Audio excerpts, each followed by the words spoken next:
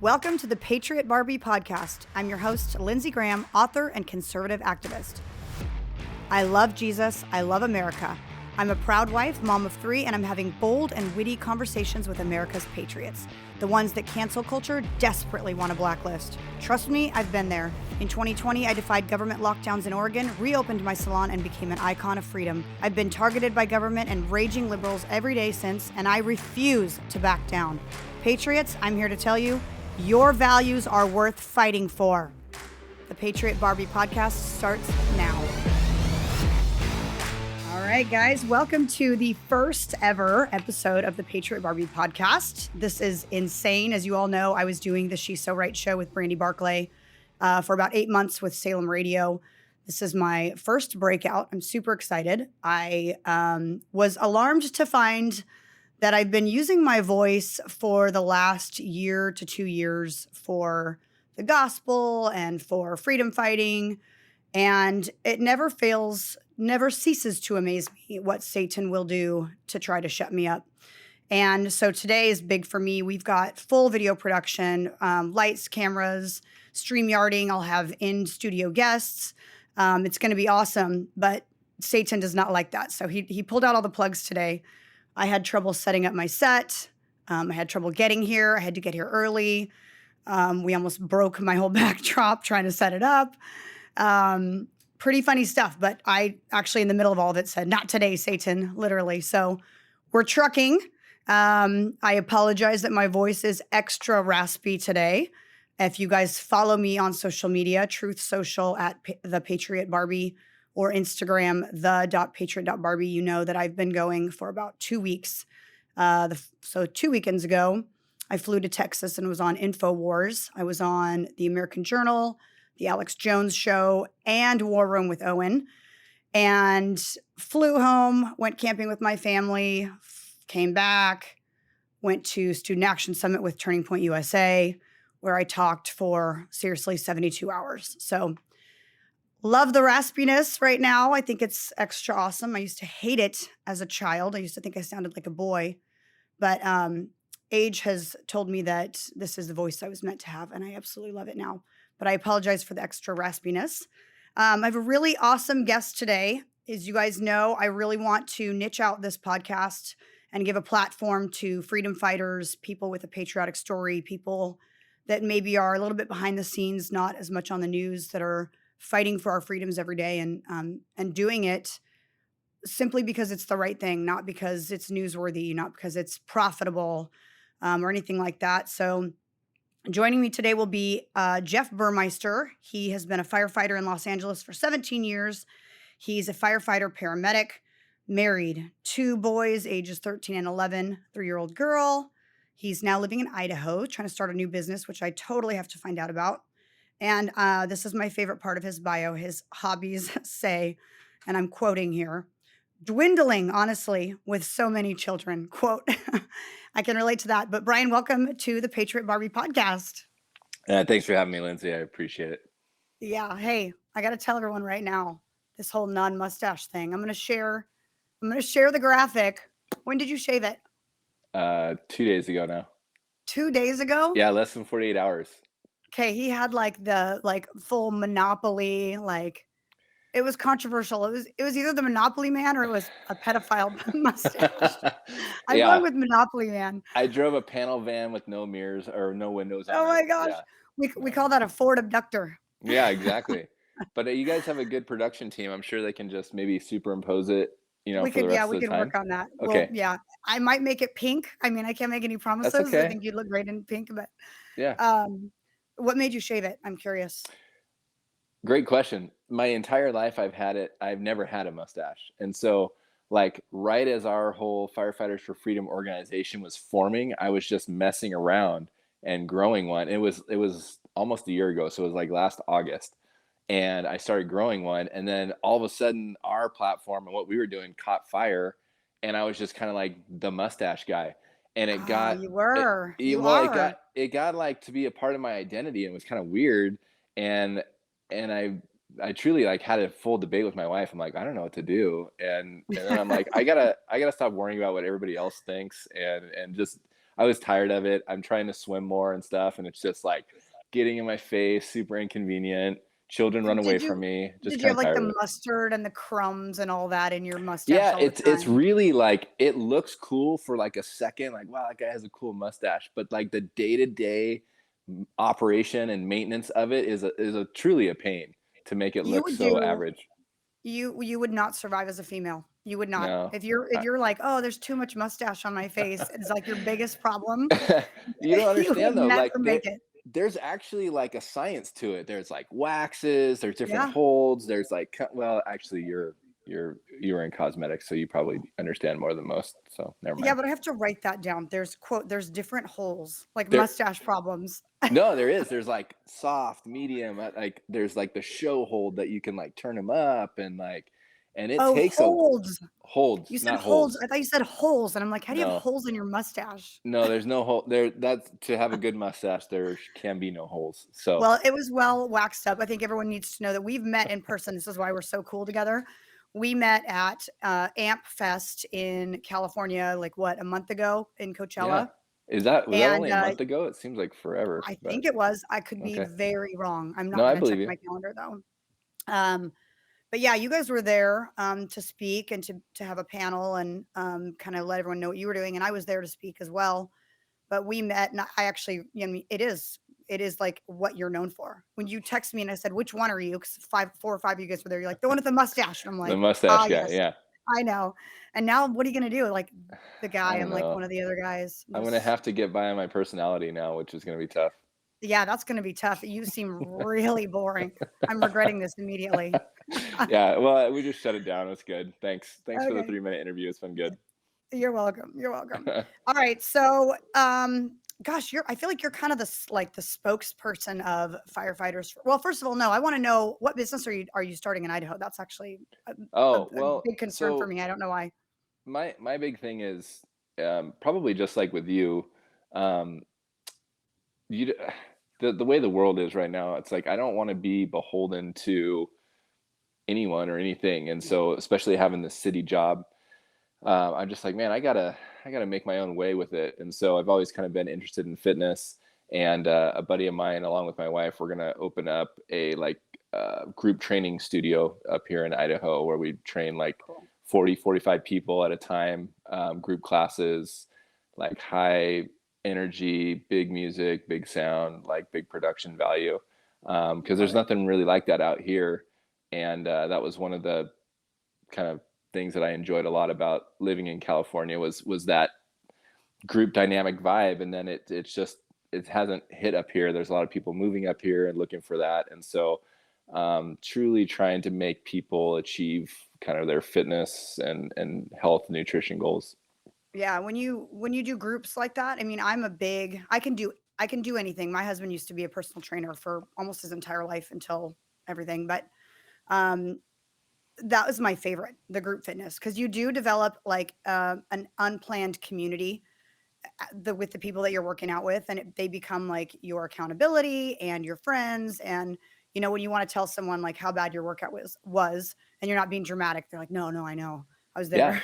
No, you have What? sympathy, but it's like Yeah, you're right. And to me it's is there's fitness, but if you can combine fitness with a sense of community, and I don't care how good or how new of an athlete you are, anywhere in between, if there's like really good music and there's people around you and there's energy and there's an instructor that's hyping you up, like everybody is going to work out harder, from the brand new person to the experienced athlete. And so bringing that energy, and then it gets addictive, right? Showing up, having someone tell you what to do. Here's the workout. Here's the training plan. Um, that's kind of the goal. So yeah, that's yeah. where we're That's headed. awesome. I'm proud of you. Thank you. We did own a group fitness center like that back in Oregon, and I will tell Oh, you that it was a raging success. that's They awesome. had to expand like 2 times. It was so successful. So Wow. I'll be I'll have to cheering you be on. I'll have to be Do you have a calling you name for for it advice. yet or Yeah, anything? Is it's called Work, WORK. okay. And what So made you move from LA to Idaho to do this? Or was how that much a whole time do you different? have? We have an hour, 55 minutes. It'll Give me take a the bullet, while. give me the bullet points, and then I'll Yeah. decide which ones are important to I mean, me. I mean, it's it's California. right? Yeah. And Okay. Yeah. so And by the way, you can California. say whatever you want, and I won't be offended. So, Well, you came from Oregon, so yep. it's Southern Oregon. It's the same policies. It's the same degenerates in office. It's the same purposeful destruction of a once Mhm. beautiful area. And I got a lot of flack, like, "Hey, why aren't you sticking it out? This is where all the Right. true warriors are." And I understand that. And will California and Oregon and Washington, will they eventually, what will they bottom out? Will there be a course correction? Yeah, there will be. But we haven't reached the bottom yet in California. We haven't reached the bottom yet in any of those Western states. I truly believe that. And then at the same time, I'm not by myself. I have children to take care of. And so in this bottoming out slash rehabilitation that's going to take place at some point, my children have to live through all that. And so Right. that puts it on a completely different time frame. And Well, and that was let me tell you this really quick. I have experienced the same thing leaving Oregon, and when I left Oregon, it was all over the news. It was national news. So of course I got the same crap, which is you're running away, you're not staying to fight. And I agree with people who are staying to fight. I think that takes a lot of courage, a lot of bravery, but also a lot of sacrifice. And some of us, like you, we have already made sacrifices. And I am here to tell you that that's the same reason I left Oregon was I cannot put my kids at risk. That's not the fight. I'm not, that's one thing I'm not willing to sacrifice. So by you leaving California, getting your children somewhere safer. I commend you. I do not think that we are all meant for the same battle at all. The people that choose to stay and fight, that is, that is their choice and that is probably who they were called to be. But also, Jeff, remember that you're raising little lions. You're raising kids that need to be carrying this fight because, like you said, it's far from over. What happens if those kids, if you stuck it out in California, got corrupted, got indoctrinated, got taught, CRT, or decided that, oh, I'm 5 years old, I'm transgender because that's what my teacher says? Then you've ruined a whole nother generation. right. You should be proud of yourself that you are the kind of father that said, I have the ability to get my family to safety, and that is what I'm going to do. And anyone that shames you for that, shame on them. And I commend you for that. And I will tell you that honestly, sometimes being in a safe space with your family makes you fight harder. I fought harder when I got to Arizona because I knew Antifa wasn't tracking me, BLM wasn't trying to burn my house down, and I could speak freely without being worried about like bricks coming through my salon window. Yeah. So now that you're in a safe space with your kids, like I encourage you to just keep fighting, and I'm proud of you for doing what you had to do to keep your family safe. Well, I appreciate that, and I know that you are a much bigger, like, national figure than I am, and even in my, like, small little, um, you know, sphere that I have a little bit of notoriety in. I think you've learned this, I'm sure, much more than I have, but you stop caring about what other people say real fast. Mhm. And Yeah, yeah, you do. you just decide, like, okay, like, I'm never going to make everybody happy, and I'm truly not going to That's why make. you shaved your mustache. You were That's like, it. "That's I'm it. just I'm testing gonna it. rebel against the culture." I'm just testing it. But it's like, I'm gonna do what I need to do, and Right. everybody can have their own opinion. That's fine, but I truly don't care. And are my kids still gonna be exposed to things I don't want them to? Of course, that's like it's part of life. But if I'm if I'm purposely putting my kids in unnecessary danger or putting them in environments that I have the ability to get them out of, then as a parent, that's it's kind of your whole job is to protect your children and to raise them the best way that you can. And so there's just different pockets. The country is more the country is more divided. It's more segregated politically than it ever has been. The Mhm. quality of life in this country, depending on where you live, has never been more contrasting than it is right now. At least in my lifetime, and I would argue maybe not ever. But someone that's growing up in California or the West Coast versus someone that's growing up in the Midwest, their freedoms, their personal freedoms, are completely different, and their what they're exposed to is completely different as well. Right. I've told people, like especially a lot of people that live in Arizona that have lived in Arizona their whole life. I I can't describe the difference between living in a blue state and a red state. And until they've spent not visiting, like you can visit and you're like, oh, there's so many homeless and there's so much trash and graffiti and there's so much crime. But it's like, okay, that was 1 week. Now try living there, try being a conservative there, try having a differing opinion than the majority of the state, how violent and uncomfortable and threatening that is. And like you say that, people come out and say, hey, stay in the fight and don't run, don't move. Could you imagine just like that's conservatives acting like cancel culture. Could you imagine making life decisions based on, well, 20 people on Instagram said that I was running, so sorry kids, I guess we're going to stay. Like I'm really here to please these unknown faces on social media. It's Yeah. the weirdest concept that they think as a parent, as a wife, as a family member, as a member of the community, that my entire decision is based on pleasing random social media Yeah. midgets. Well, and I mean, you've already demonstrated that you aren't scared to go against the grain. So, especially for someone like you that obviously doesn't suffer from low self-esteem or anything like that, it's very easy for you to cast all of that stuff aside, But for some people, unfortunately, in this culture, like that's truly what they're living for is Mhm. is the approval of people they barely know, and that's unfortunately a sad way to live. Yeah, where do you think you got your I do think, and I had this discussion on InfoWars, I do think it takes a special kind of person, and I don't mean that in a narcissistic way. Like I give the glory to God. I mean, he made me exactly who I am, and I know that he built me for this fight. So I know that whatever he's doing with me makes me this like seemingly very, very confident, strong person. Where do you think you got the ability to be someone who goes, screw you, I'm shaving my mustache, I'm moving to Idaho. I Like mean, I don't need your that's opinion.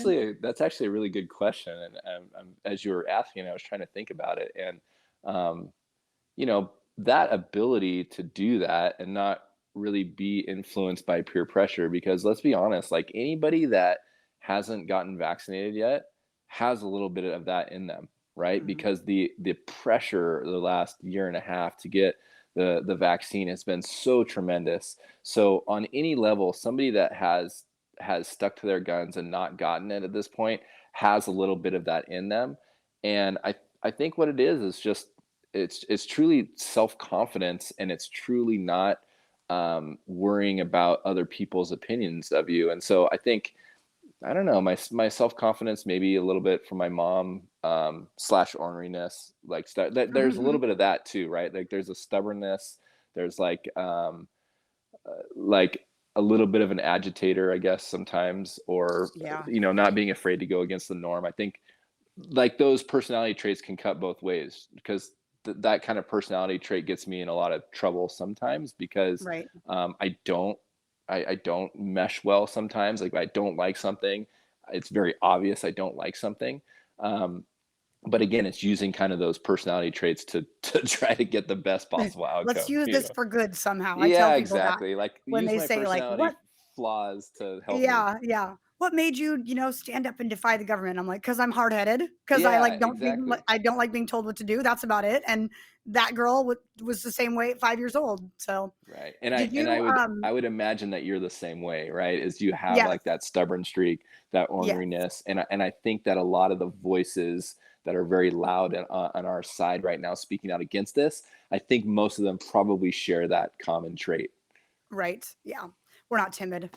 No. Do your kids have any of this? Because like, my daughter is 5, and I mean, the joke is like, "Oh, she's just like her, her mom, her dad, or whatever." But when she does these things, and my mother-in-law says she's just like you, I'm like, I know.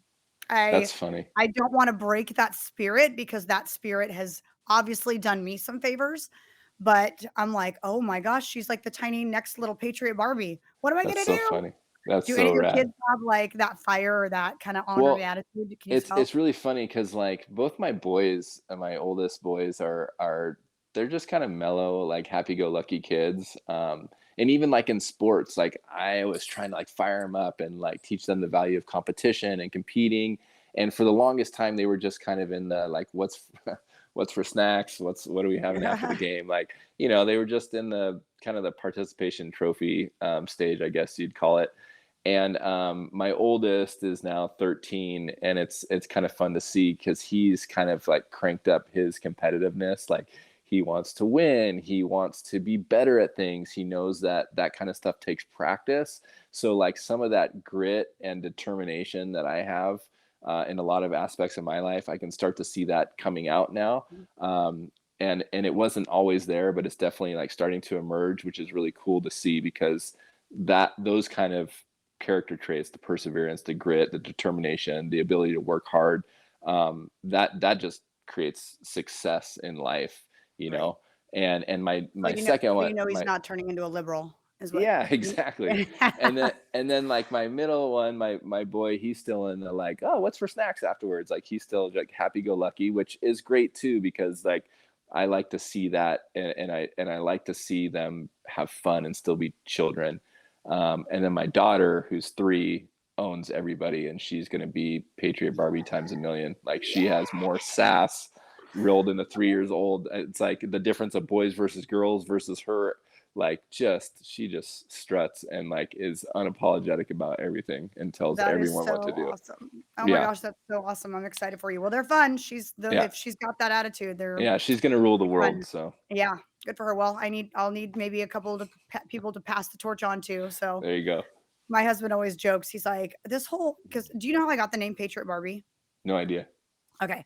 So when the left was canceled, I love to tell the story because I don't like people to think that I, called myself the Patriot Barbie.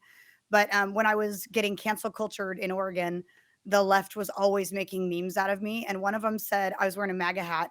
And one of them said, I don't always play Patriot Barbie, but when I do, I kill people's grandmas and I steal their money. And awesome. I was like, okay, I'm so canceled that nothing really kind of made me mad anymore. Before my feelings might've been hurt and whatever. I just was like, the Patriot Barbie, that's the meanest thing you can call me, seriously. Yeah.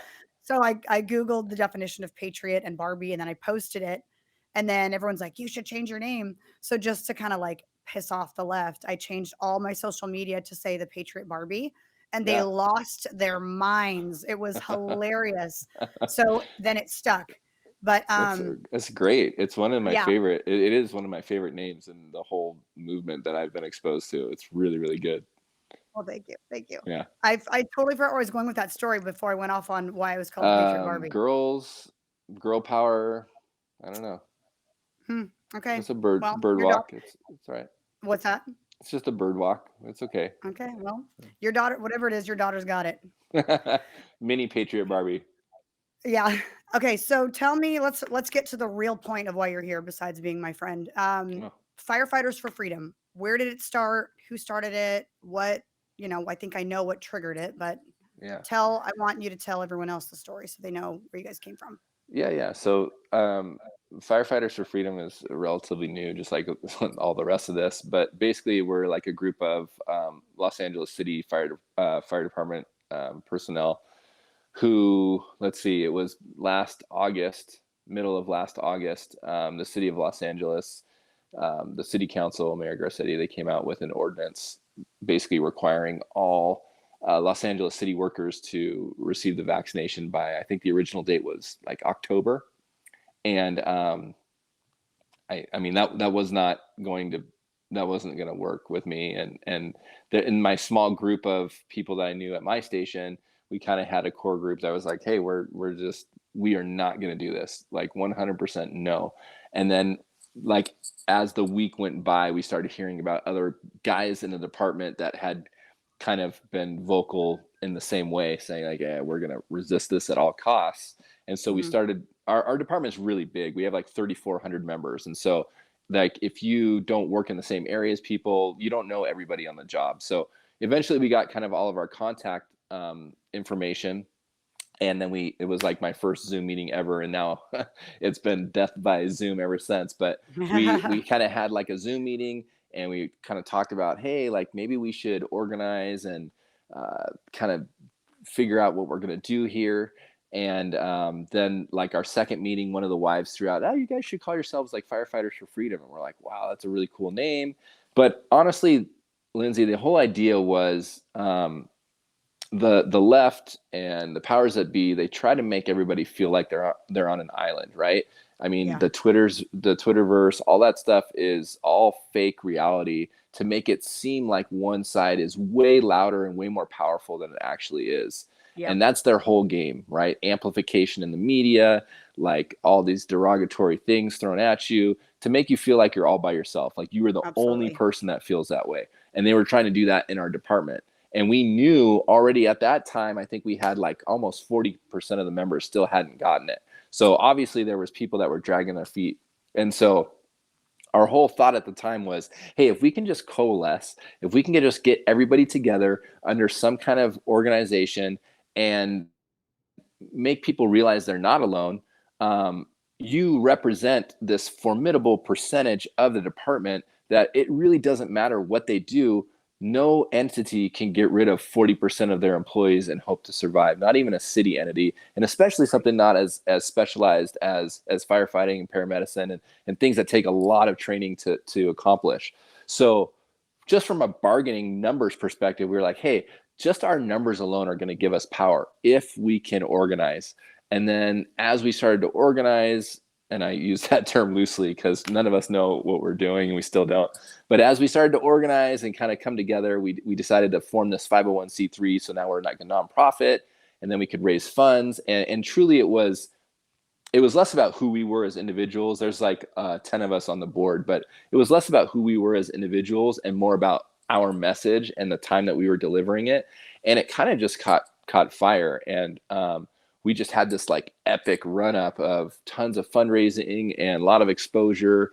And it really allowed us to gain a lot of traction and really allowed us a loud voice to focus like public pressure on the city officials, on the department officials, and kind of let them know, hey, you guys don't get to run unchecked through all these policies that you're making up. Like there's going to be some actual public pressure and hell to pay if you guys just try to run rampant with this ordinance. And so, here it is, like July, almost a year later, I'm still not vaccinated. I'm still at work with a paycheck and tons of pending legal battles. But I'm, the goal is just to survive and to continue to do my job and not get vaccinated. And that's the goal of most of our organization, honestly. So we've been able to drag the fight out, which is kind of all we've been trying to do. Well, I'm gonna use this quote in my description because I love how polite you put it when you said, "That's not gonna work for me." That's not gonna work for me. I'm losing my voice. On my first podcast, I'm losing my voice. Yeah, that's all right. So originally the plan was like, hey, a bunch of us are not getting this. What for you personally, what was your main reason for not complying? Not just, hey, just go get it. What's the big deal? Go get it. That's how they make you feel. Like it saves lives. It's proven to be effective. What's the problem? Yeah. I'll be honest with you. Even from the very start, like when the world ended in March of, what was that, 2020? 2020, yeah. Yeah, March when 23rd. When the world ended, I was actually in Utah, like on a ski trip. And I started getting some calls like, hey, they're starting to think about shutting down the schools, blah, blah, things are getting kind of crazy. Because, I mean, if you think back, it was like, it went from like, in a week, it was, at least where I was, it was, okay, this is kind of a big deal. Oh my God, the schools are closed. Like in a few days, it was just this epic ramp up. It escalated quickly. Yeah. Yeah. And so in the fire department, like we had known about COVID since the start of the year. We had been informed on it December, January. So we had been aware of it for months. And it's like, okay, like the winter time in the fire service is you always have the most sick people. You always have bouts of the flu and pneumonia, and it's just the time that people get sick. And so there was nothing like out of the ordinary. Like, yeah, it's maybe a bad flu season, whatever. What we were seeing wasn't anything to cause concern. And so all of a sudden to hear this government reaction, and I'm looking around and my wife and everything else, and I'm like, this is absolute garbage. Like, this is crazy. There is no reason to be doing any of this because there's truly nothing to be like afraid of. And I remember thinking that, like, as the world was shutting down and like, oh my God, they're going to close the schools. Like, this is going to have the most massive ramifications that we like. What are we doing? Like, we're closing down businesses and And honestly, up to that point, Lindsay, it was like, dude, we're just dealing with the flu season. Like, it's another flu season. That is it. There is nothing. Like, no one in our line of work was scared. No one was overly like nothing. No one was wearing masks. None of that garbage was out there. And so from the start, I guess I was fortunate to see, like, this is overblown. This is complete hype propaganda. Like, I don't understand. None of this makes sense to me. So from the very start of lockdowns, I was like, this is absolute garbage. And then the mask thing, I'm like, this is complete garbage. Bullshit. Like, I'm not putting this thing on my face. No. And so the whole way I was like, no. And then did they try to mandate masks in the fire department at any point? Was that really? Yeah, they did. And like, and again, aren't it was you a like, paramedic? Or how are you supposed to give people mouth to mouth? You're well, yeah, not allowed to save lives because you couldn't get within 6 feet. Yeah, there's all sorts of things. Like, what are we doing here? Like, no, I'm not wearing. Like, okay, so again, in our profession, we call it. It's called an IDLH environment, immediately dangerous to life and health, IDLH. So when we go into a fire, we have like an actual mask that we put on, and there's a seal that goes all the way around your face, which is why like firefighters can't have beards and stuff, because it affects the seal, right? So the seal goes all the way around your face, and then you plug your air in and you breathe. And so that is a complete tight seal that nothing can get in and out of. The outside air can't get in, the inside air can't get out.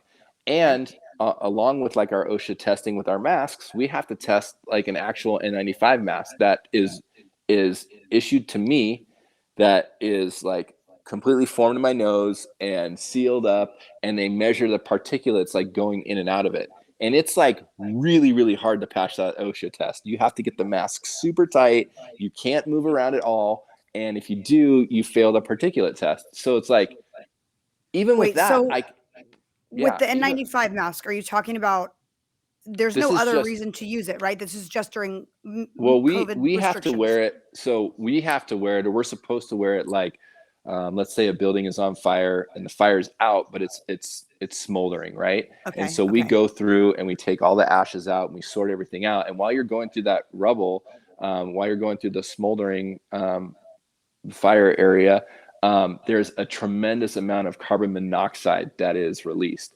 And that is like one of the biggest killers of people in our profession. And so the idea is it's called the overhaul stage. So when you're overhauling a fire, you're supposed to put an N95 mask on to keep the carbon monoxide out. So we have one issued. Right. And that's important. You would choose to wear that mask because it really would save your life. And you know what, Lindsay, when you're like in the fire that's been out, you can smell it. You're like, okay, yeah, I shouldn't be breathing this. This is bad stuff. Right. So let me put my mask on. And again, it's really, really hard to pass that OSHA test. It's tremendously difficult, even with an N95, like molded to my face, super tight. Like the straps are uncomfortably tight, and you can barely pass the OSHA test, and you have to requalify for it every year. So it's like, okay, now the CDC is trying to tell me that this freaking piece of cloth that has holes on the side is going to protect me from an air, like most people are like wearing sagging off their face and like a bandana, whatever. It doesn't even like an N95 mask. People that are wearing them, they don't have the mouthpiece on, they don't have the nose piece in. They don't, like, even that way, it's still not doing what they think it's doing. And they're moving around, they're talking, they're pulling it. As soon as you pull it down to take a sip of water, like, you're done. I'm sorry. It's all infected inside there. Anyway. Yeah. So again, like, and this is going back to earlier, right? My orneriness, my stubbornness. I'm like, this is garbage. And like when I don't see when I don't believe in something, or I don't see the common sense behind something, it drives me crazy. And so it started in March of 2020, and it just progressed with every single thing they tried to implement. So by the time we got to the vaccine, I don't care if it was like everybody was saying it was the best thing ever. I just wasn't going to get it on principle at that point. Right. Yeah. When you, so many points here. You are lucky to have been in a situation where you saw kind of COVID like happen, and you were like, we are already aware of this. Nobody has died. We're still saving lives. I was so not political when I opened my salon, and I actually still had the fear that, okay, this could be dangerous. I don't know. I guess people could get sick. I don't know. And as heartless as this sounds, I'm, value my freedom so much. I value everyone's freedom so much that I still believed, okay, even if I got sick, even if someone else got sick, we still have the freedom. We still do. We have the right to choose that, to take that risk, just like we all choose to take every risk that we take every day. So even with like the knowledge that, okay, I'm not sure what COVID is.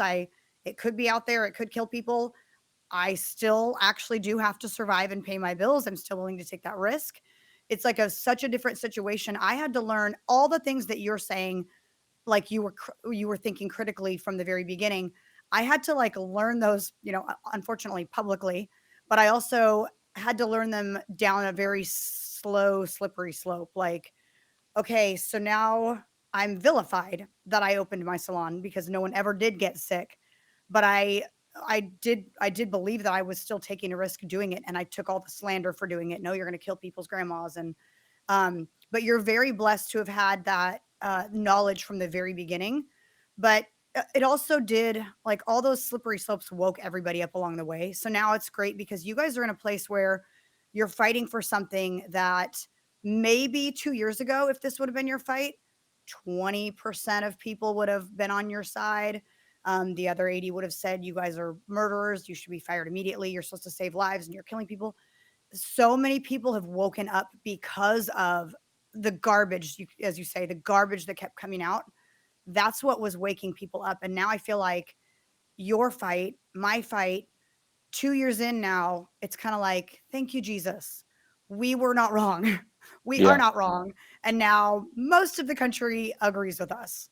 Yeah. And I mean, honestly, because our Instagram, we try to keep very focused to our original kind of mission statement of like, no vaccine, get us back to work, right? So we Mhm. try, I mean, there's a lot of things we could and want to talk about, but we try to keep it very narrow.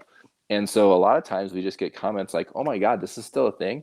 They're still trying to take your jobs away. Like, Yeah. how is So this happening? And yeah, so it's like, it's the nature of the media, right? We move on to the next best thing, but it's like, no, this is still out there.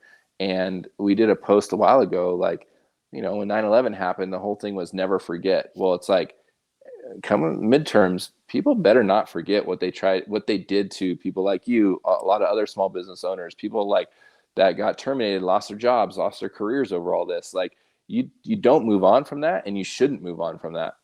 well, and there is no moving on because it's still currently happening. And I actually was also unaware.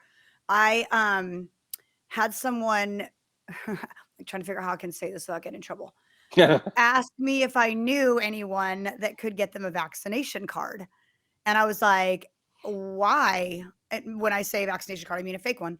Yeah. And I'm like, I don't, but also why? Who's still requiring cards?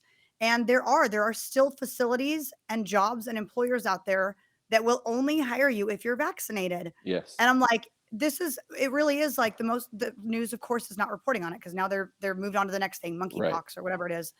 And I don't watch the news, so Nope. but it's like there really still are people fighting out there, and you guys still are. So, I mean, you didn't lose your job, No. you didn't get vaccinated, but they're fighting you in courts, or like what are they doing? They're still threatening your job. Yeah, I mean, that's a good question with like couple layers to it. So we have different stages of employees in our organization under different levels of compliance. They have terminated now two of our employees. One was a chief officer, and one was an engineer, someone that drives the fire engine. And basically the two camps now of unvaccinated firefighters in our department are, we have a group of maybe 15 or 20 guys that have been off leave without pay since December. They're not getting paid. And that group is just standing on their constitutionality of, I am constitutionally not obligated to get this shot no matter what you say. Is And is we've had some is court decisions.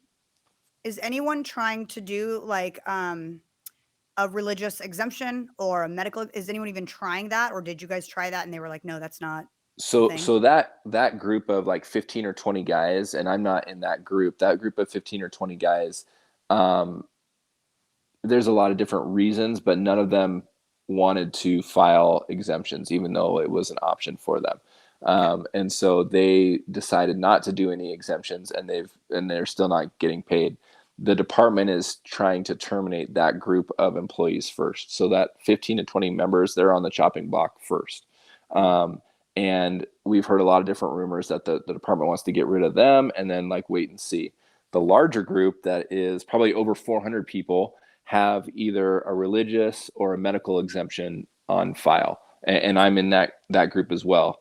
And everybody has their own reasons, but it's like, well, I have a family with kids. Like I can't go 6 months without a paycheck. I'm not that independently wealthy. I just can't do it. So my whole strategy was always don't get the shot and continue to get a paycheck, however that works. So I'm like, okay, do I feel like I need to ask permission for the city to grant me an exemption? No, I don't. But I'm willing to play the stupid game, like win stupid games, whatever. Like, okay, if all of a sudden, if you're going to tell me that I can sign a piece of paper and suddenly I'm not an imminent threat to the public and I can work alongside someone that has a shot and you're going to allow me to do that, your whole argument, which is already garbage, but it really goes up in flames, pun intended. And so like, what are we doing? Like you're just showing how absolutely asinine all this is. And then you track all the COVID numbers in our department of guys that are actually coming down with COVID.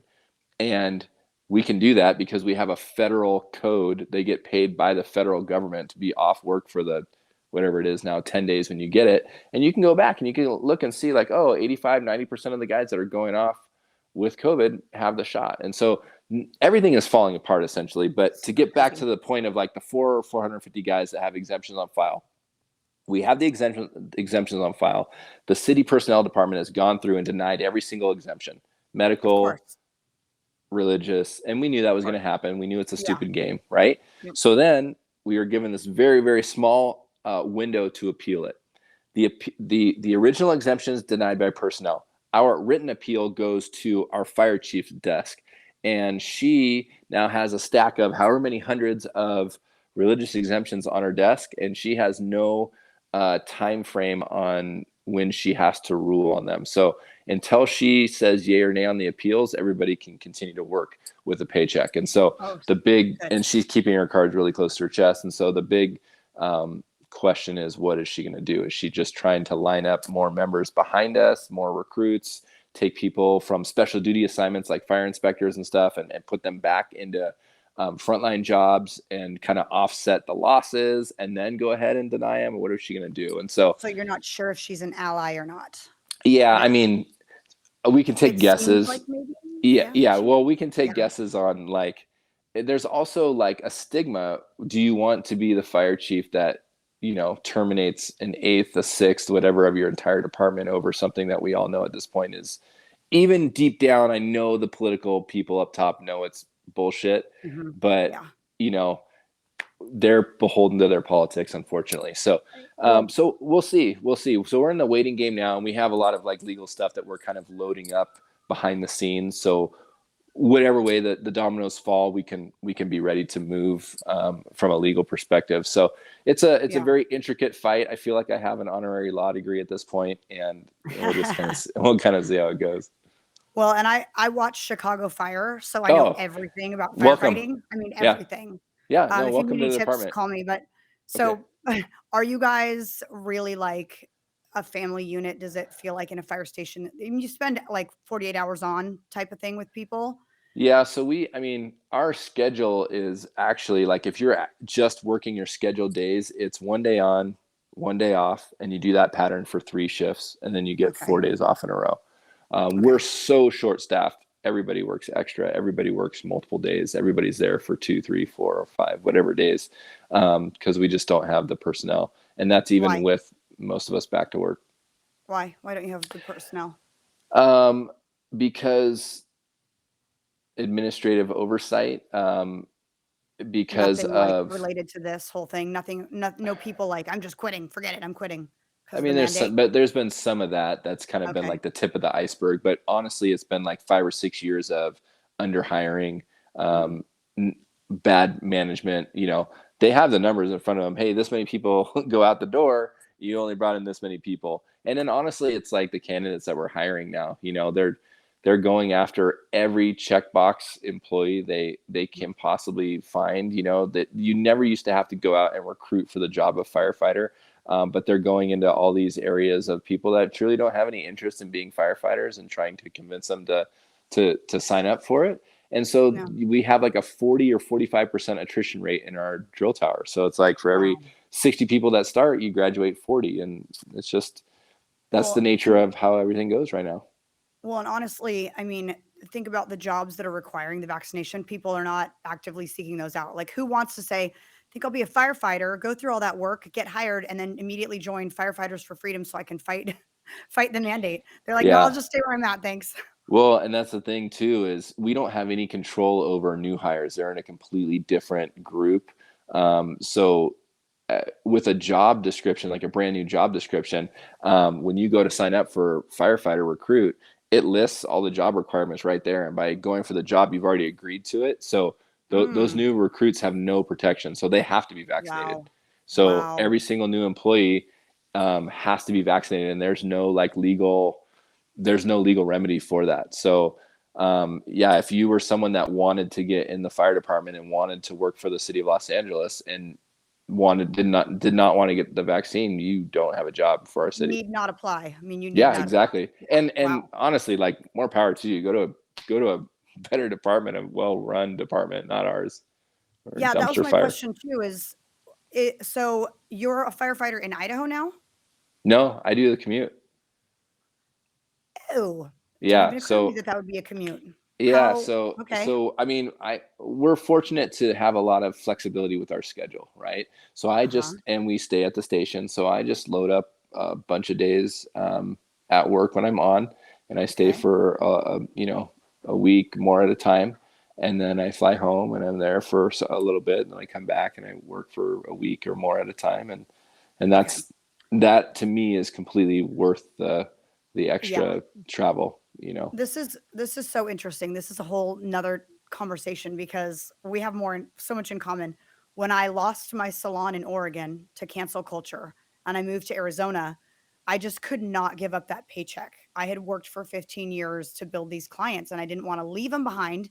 And I thought, okay, how long can so I would fly to Oregon and work for 5 days. I didn't do anything but work. Like 8 a.m. to 8 p.m. I would just do client after client after client with 2 assistants and make all my money and then fly back home.